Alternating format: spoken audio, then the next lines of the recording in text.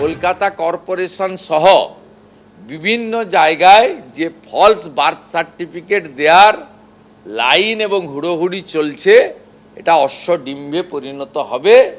এটা করে মৃত ভোটারকে জীবিত, ফলস ভোটারকে পুনর্জীবিত আর অনুপ্রবেশকারী বাংলাদেশি মুসলিম রোহিঙ্গাদের ভোটার তালিকায় রেখে দেওয়ার যে বড় পরিকল্পনা নিয়েছেন খালার পার্টি, এটার সুবিধা হবে না। অন্যদিকে কেওড়াতলা মহাশ্মশান, সেখানেও কিন্তু বেশ কিছুক্ষণ হয়ে গেল পুলিশ আধিকারিকরা তারা নথি সংগ্রহের কাজ চালাচ্ছেন। রুমা পাল আমাদের প্রতিনিধি রয়েছেন। রুমা, কি ধরনের নথি সেখান থেকে সংগ্রহ করা হচ্ছে?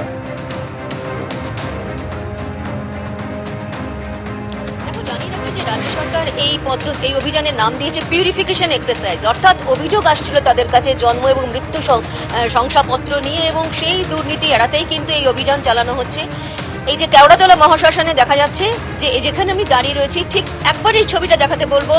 আমার ক্যামেরা পার্সন অঞ্জন বিশ্বাস রয়েছেন। দেখতে পাচ্ছি যে আমরা এখান থেকে এবং এখানকার যারা রেজিস্ট্রার রয়েছেন, সাব রেজিস্ট্রার রয়েছেন, এবং সেখান থেকে কিন্তু পুলিশি অভিযান চলছে।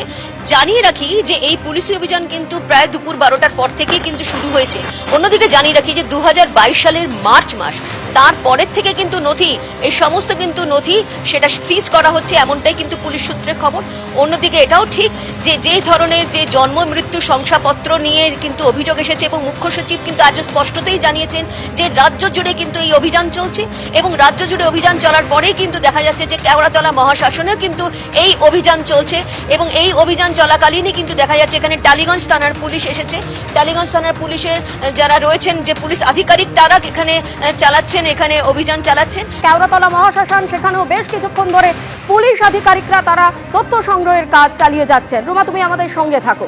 আর এই জন্ম মৃত্যুর শংসাপত্র নিয়ে যে দুর্নীতির অভিযোগ উঠছে, এই নিয়ে পুর নগর উন্নয়ন মন্ত্রী অগ্নিমিত্রা পাল এবং স্বাস্থ্য প্রতিমন্ত্রী প্রমনা সরকারকে কি বলছেন শোনো। আজকে লাস্ট 15 বছর আগের সরকার জন্ম মৃত্যুর সার্টিফিকেট নিয়ে অনেক দুর্নীতি হয়েছে। ভোটের জন্য, ভোট ব্যাংকের জন্য যারা অযোগ্য তাদেরকে সেই মতো সার্টিফিকেট দিয়ে দেওয়া হয়েছে, এবং আমাদের বিশ্বাস বাইরের রোহিঙ্গা অনুপ্রবেশকারীদেরও বিভিন্ন বর্ডার ডিস্ট্রিক্টে করিয়ে দেওয়া হয়েছে। সুতরাং গতকালও ক্যাবিনেটের ডিসিশন হয়েছে যে নিয়মে বা যারা দিতে পারত এতদিন জন্ম মৃত্যুর সার্টিফিকেট, সেখান থেকে ওটাকে চেঞ্জ করা হবে। দেখুন, এটা আমরা আগে থেকেই চেয়েছিলাম। আমরা বলেছিলাম যে একটা সরকার মানুষকে সুস্থভাবে সঠিকভাবে পরিষেবা দেবে, কোনো চুরি দুর্নীতি করে নয়, যার যেটা পাওয়ার যোগ্য সে পাবে। প্রচুর ভুয়ো সার্টিফিকেট আছে, আপনারা জানেন, আর অনুপ্রবেশকারীতে ভরে আছে বাংলা। তো সেখানে দাঁড়িয়ে আজকে এটা হবে ডেথ এবং বার্থ সার্টিফিকেট নিয়ে, এটা হওয়ার কথাই ছিল। আমরা চেয়েছিলাম এগুলো হোক, মানুষ তো চেয়েছে। এটা দেখুন, মানুষ চেয়েছে বলে পরিবর্তনের সরকার প্রতিষ্ঠা হয়েছে। আজকে ন্যাচারালি ডেথ বার্থ সার্টিফিকেটে প্রচুর গলতি আছে, আমরা চাই এর একটা বিহিত হোক। যারা দোষী তাদেরকে দোষী শাস্তি পাবে অবশ্যই। কালকে মুখ্যমন্ত্রী দাঁড়িয়ে বলেছেন বিধানসভায়, যারা দোষী আছেন তারা প্রত্যেকে শাস্তি পাবেন, আর আমরা তার পক্ষেই আছি। সাধারণ মানুষ সেটাই চায়।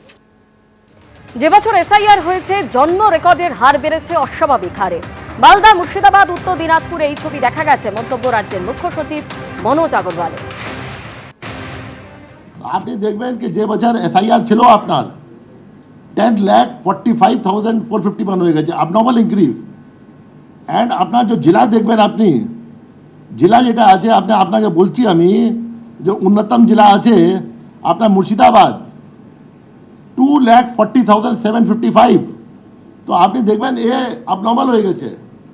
যখন এসআইআর দেখা গেল কি ও জেলাতে ডিলিশন লিস্ট হলো, लेकिन যখন জুডিশিয়াল ইনকোয়ারি হলো 60 লাখ মধ্যে, তো আপনার প্রায় অর্ধেক ছিল মালদা, মুর্শিদাবাদ এবং উত্তর দিনাজপুর।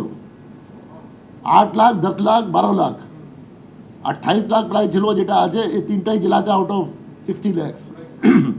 এসআইআর মধ্যে বের হয়ে গেছে, জুডিশিয়াল স্ক্রুটিনির মধ্যে আটকে গেছে। এবিপি আনন্দ, এগিয়ে থাকে, এগিয়ে রাখে।